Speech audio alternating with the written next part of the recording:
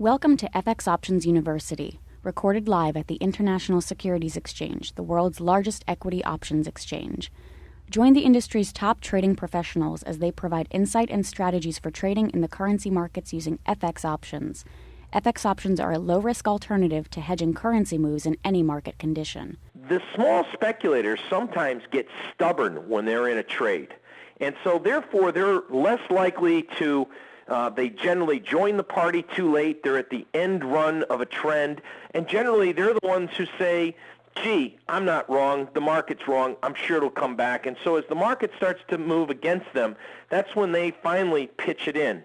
So the point is that I would suspect that we're coming up to a potential reversal. So for me, the logic is I like to examine, in order to see where a market might go, I first have to see and understand where has the market been.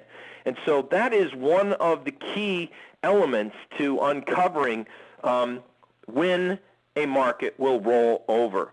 So the key is to spot subtle changes in the ebb and flow of the market's moves, something that gives us a hint that we're starting to see unwinding of positions.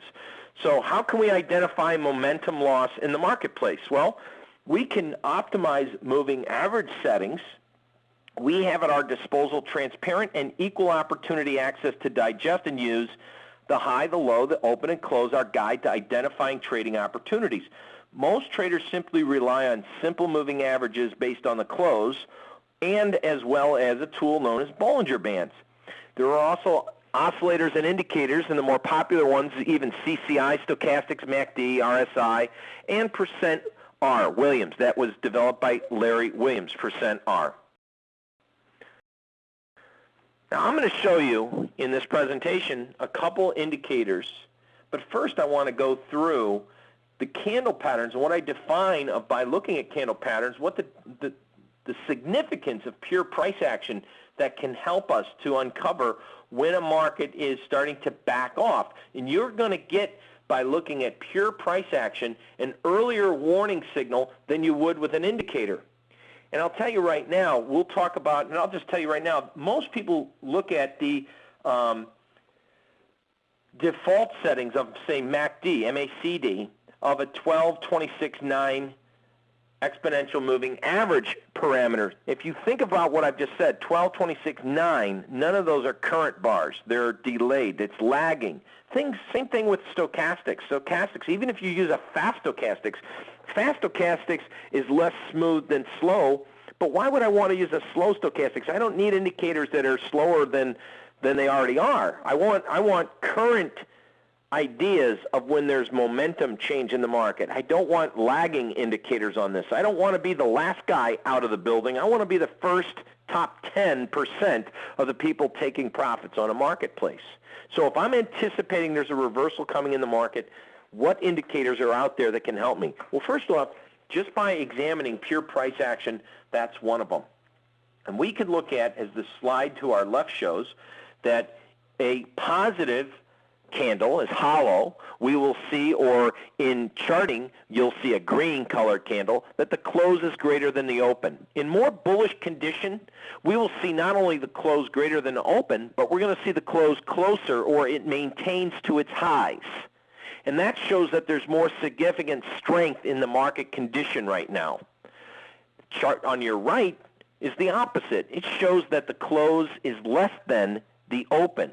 There, and you can notice that with candle patterns at least, you can see immediate results of where is the close as it relates to the overall range. Is the close closer to the high in this case? No, it's closer to the low. So therefore, we see more bearish conditions, especially when the close is less than the open and if the close is closer to the low.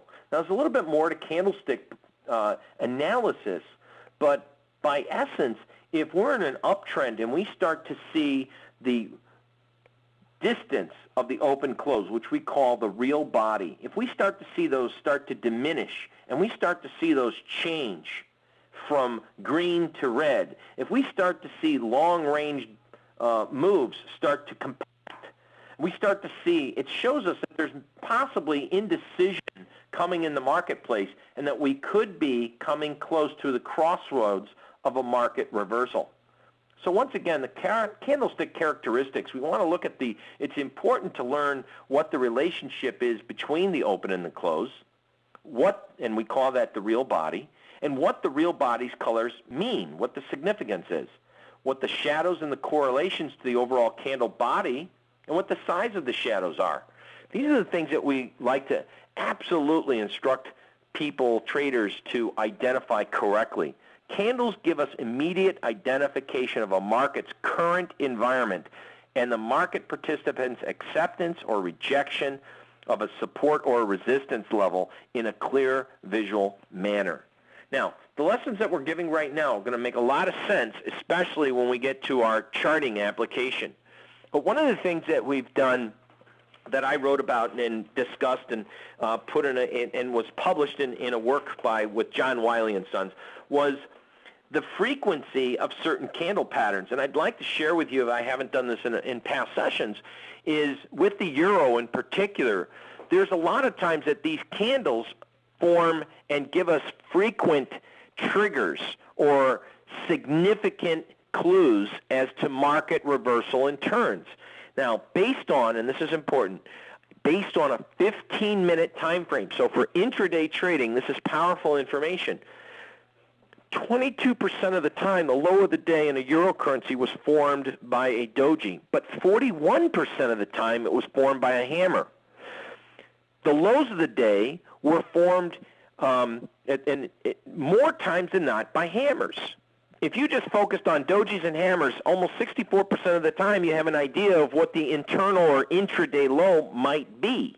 That's powerful inside information, or at least gives you an additional edge from a probability standpoint.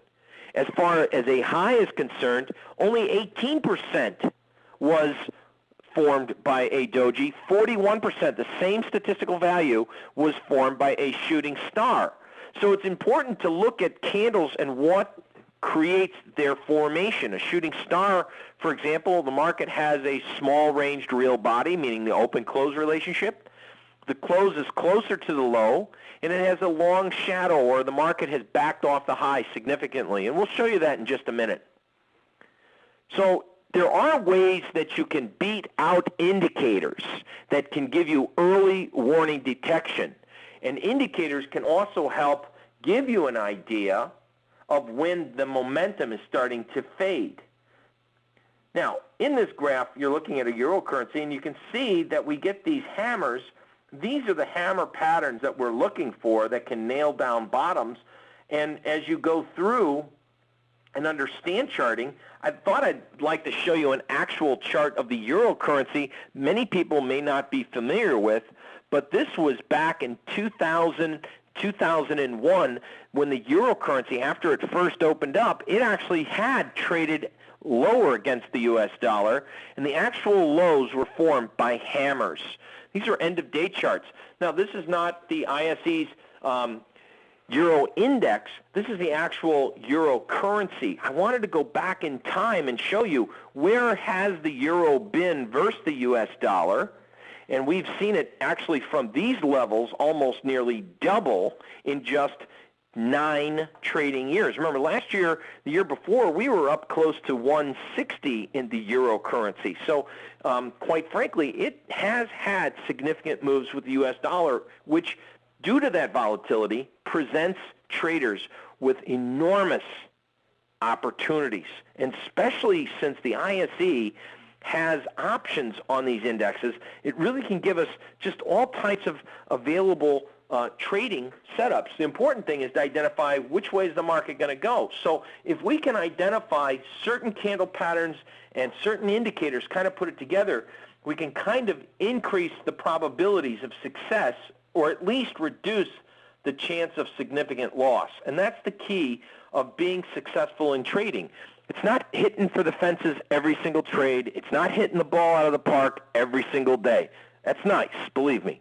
But the reality is you're going to have losers in this business, and you want to be able to be a successful loser when it comes to trading.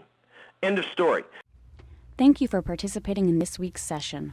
Visit www.fxoptions.com. These exchange-listed securities are cash-settled in U.S. dollars and have a European-style exercise.